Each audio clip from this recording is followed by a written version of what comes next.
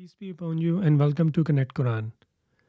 This platform presents interpretation of the Quran considering its systematic arrangement of topics, unlike other available translations or interpretations, which makes it easy to follow along and to truly grasp Quran's wisdom and guidance. In this video, we will go through section 5.1, verses 67 through 74, and cover the story of the cow. But before that, let's just refresh where this section fits in the big picture, or what is the context of this section. So, as we have learned before, section 5 of this second chapter of the Quran is broken down into 5 parts, including an outer topic, which consists of verses from the top and the bottom part of the section, and provides warning to the wrongdoers and forewarning to the new or true believers. We have covered this section 5.0 in the previous video.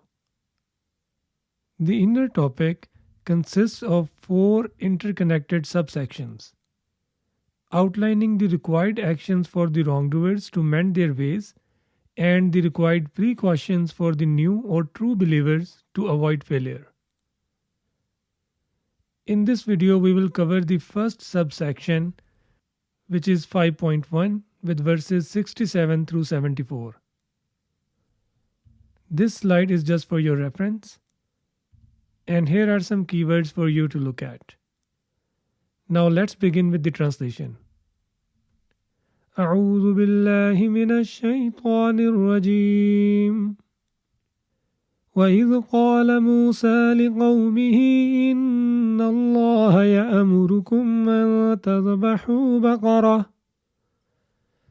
And when Moses said to his people, Allah has certainly commanded you to sacrifice a cow. قالوا وتتخذنا هزوا. They said, are you kidding us? قال أعوذ بالله أن نكون من الجاهلين. Moses said, I seek refuge with Allah from pretending to know nothing, meaning I have to tell you what I have been commanded. So now the people knew that it was actually a command from Allah.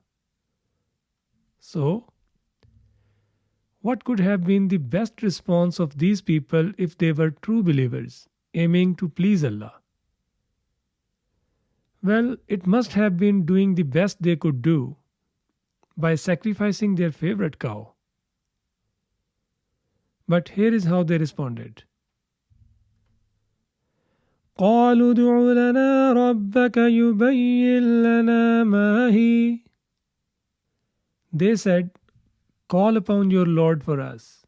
He would make it clear to us which one it is. So these people realized that if they don't sacrifice their favorite cow, it could raise questions about their love for Allah. So they put it back on Allah, hoping that He may assign a different cow. But Allah directed them in the right direction by giving them a hint. قال إنه يقول إنها بقرة لا فارض ولا بكر عوان بين ذلك. So Moses said, Allah is saying, this cow must neither be too young nor too old, but rather should fall somewhere in between. فَافْعَلُوا مَا تُؤْمَرُونَ. So do what you have been instructed to do. Now that they were given the hint about the cow, which they should have sacrificed at first place without asking any question, here is how they responded. قالوا ادع لنا ربك يبين لنا ما لونها. They said, call upon your Lord for us. He would make it clear to us which color it should be. So they made another attempt to save the cow they loved. قال إن إنه يقول إنها بقرة صفراء فاقع لونها تسر الناظرين. So Moses said, Allah is saying, this cow should be pale yellow with no other colors mixed in. Its color should be pleasant for the onlookers. So they were directed back towards their favorite cow once again. But here is how they responded. قالوا ادع لنا ربك يبين لنا ما هي إن البقرة شابه علينا وإنا إن شاء الله لمهتدون. They said, call upon your Lord for us. He would make it clear which one it is. Surely the cows are resembling to us, and if Allah wills, we will be guided. So yet again they made another attempt to save the cow they loved by pretending that they don't know which one it should be. And here is how they were directed again towards their favorite cow. قال إنه يقول إنها بقرة لا ذلول تثير الأرض ولا تسقي الحرث مسلمة لا شية فيها. So Moses said, Allah is saying, this cow should neither be trained to till the land nor be dedicated to irrigate the plowed field. And it shouldn't have any patch of color. Which means you are not utilizing this cow on the farm despite its age because of its beauty. قالوا الآن جئت بالحق. They said, now you have come with precision and accuracy.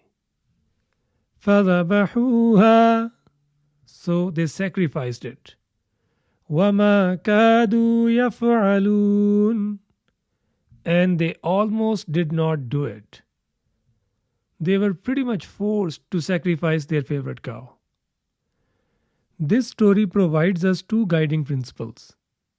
One, we should offer our best or favorite possessions in the service of Allah.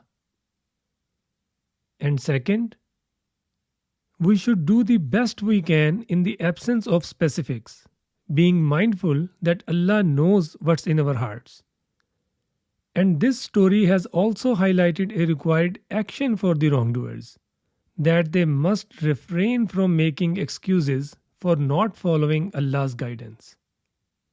And on the flip side, it is a required precaution for the new or true believers that they should never make excuses for not following Allah's message. Now let's continue with the story. وَإِذْ قَتَلْتُمْ نَفْسًا فَادَّارَأْتُمْ فِيهَا وَاللَّهُ مُخْرِجٌ مَا كُنْتُمْ تَكْتُمُونَ. And the command of sacrificing a cow was given when you killed a person. Then you prevented the truth from coming out regarding it. That who killed that person?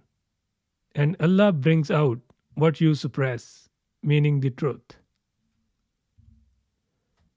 فَقُلْنَا ضُرِبُوهُ بِبَعْضِهَا كَذَلِكَ يُحْيِي اللَّهُ الْمَوْتَى وَيُرِيكُمْ آيَاتِهِ لَعَلَّكُمْ تَعْقِلُونَ. So we said, strike it, meaning the dead, with some of it, meaning by a piece of the sacrificed cow. That's how Allah gave life to the dead, and He showed you His revelation so you may understand that Allah is all-knowing, all-powerful. Allah could have revived the killed person and brought out the truth about the killer without the need of sacrificing the cow. But through this command, Allah brought out the truth regarding the hearts of these people and taught other people valuable lessons through this story. Here is what happened next. ثم قست قلوبكم من بعد ذلك فهي كالحجارة أو أشد قسوة. Then a while after that, your hearts were hardened like a rock, or even more harder. So even that miracle wasn't enough for these people to achieve long-term mindfulness. وَإِنَّ مِنَ الْحِجَارَةِ لَمَا يَتَفَجَّرُ مِنْهُ الْأَنْهَارُ وَإِنَّ مِنْهَا لَمَا يَشَّقَّقُ فَيَخْرُجُ مِنْهُ الْمَاءُ وَإِنَّ مِنْهَا لَمَا يَهْبِطُ مِنْ خَشْيَةِ اللَّهِ. And among the rocks there is one that requires breaking to let the streams pass through it. And among it there is one that makes cracks in it, so water gets out through it. And among it there is one that rolls down out of Allah's fear. وَمَا اللَّهُ بِغَافِلٍ عَمَّا تَعْمَلُونَ. And Allah is not heedless of whatever you all do. Allah is not saying this to rocks, but it is being said to people. So we need to carefully examine the analogy given in this verse.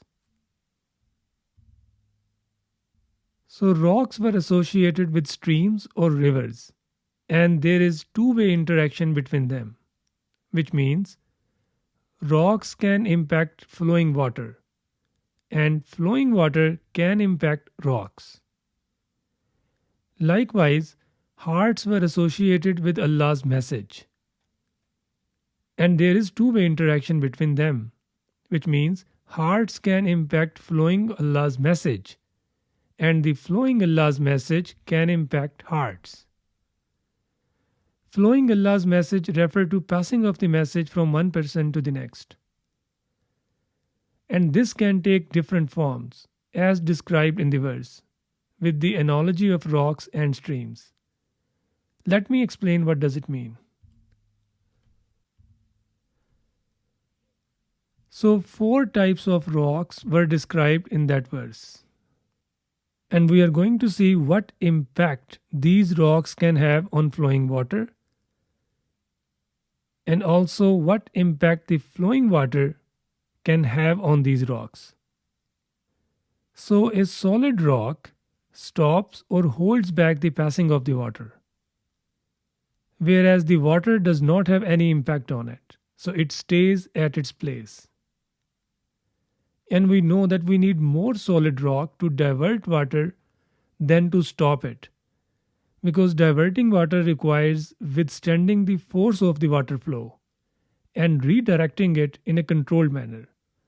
This process continuously exerts more pressure on the rock, necessitating a stronger and more solid structure to effectively divert the water without being eroded or damaged. So a more solid, I call it super solid rock, diverts flowing water, which means it distorts the original path and directs it elsewhere. And similar to solid rock, the flowing water does not have any impact on it, so it stays at its place. And the cracked rocks does not have any impact on flowing water, because the water gets through it. But at the same time, the water also does not have any impact on it, so it stays at its place. And the fragile rocks does not have any impact on the flowing water, so it neither stops nor diverts it, but it is carried away by the water. Now let's put this analogy between heart and Allah's message. So similar to rocks, there are 4 types of hearts. And remember that Bani Israel and the people they represent are being addressed in this verse, which means the verse is talking about those people who believe in one true God and His divine guidance. So the people who claim to believe in Allah and His guidance can have these 4 types of hearts. And someone with a solid heart stops or holds back the passing of the Allah's message. Whereas Allah's message does not have any impact on the heart, so it stays the same, which means it keeps committing wrongdoing. And a super solid heart diverts flowing truth, diverts Allah's message, which means it distorts the original message to a new direction. And similar to solid heart, Allah's message does not have any impact on it. So it keeps committing wrongdoing. And a cracked heart does not have any impact on Allah's message, so it neither stops nor diverts it, but Allah's message also does not have any impact on it, so it stays the same. And last but the most important heart type is fragile. So it does not have any impact on Allah's verses, so it neither stops nor diverts Allah's message, but it is carried away by it. So such hearts are immersed in guidance. So what we learn from verse 74 is 4 types of hearts, thus 4 types of people were interacting with the original message of the Quran at the time of its revelation.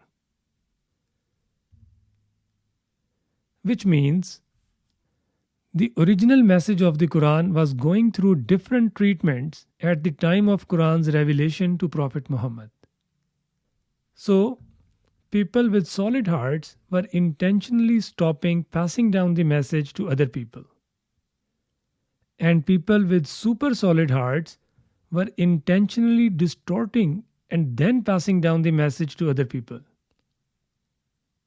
And the people with cracked hearts remained indifferent about the message. And the people with fragile hearts were carried away by the message, being immersed in it. Which means despite all the efforts of the people with solid and super solid hearts, the original message of the Quran kept flowing.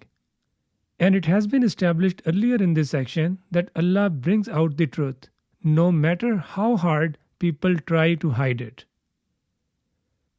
However, the most concerning or critical truth to know for the new and true believers of that time when the Quran was being revealed, as well as for their future generations, must be why and how the people who were claiming to believe in Allah and His guidance but had super solid hearts were intentionally distorting the original Quran's message at the time of its revelation to Prophet Muhammad. So they could take required precaution regarding this. And please note, I am not saying that they were distorting the Quran.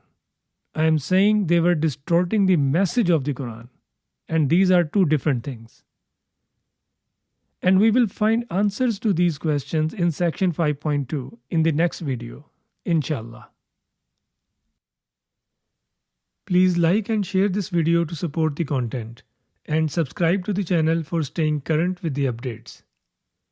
Thanks for listening.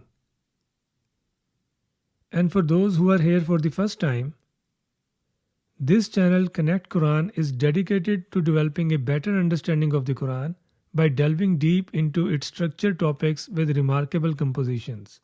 So discover profound insights by following this sequential study of the Quran, starting with the video Quran's Interpretation, Thinking Outside the Box.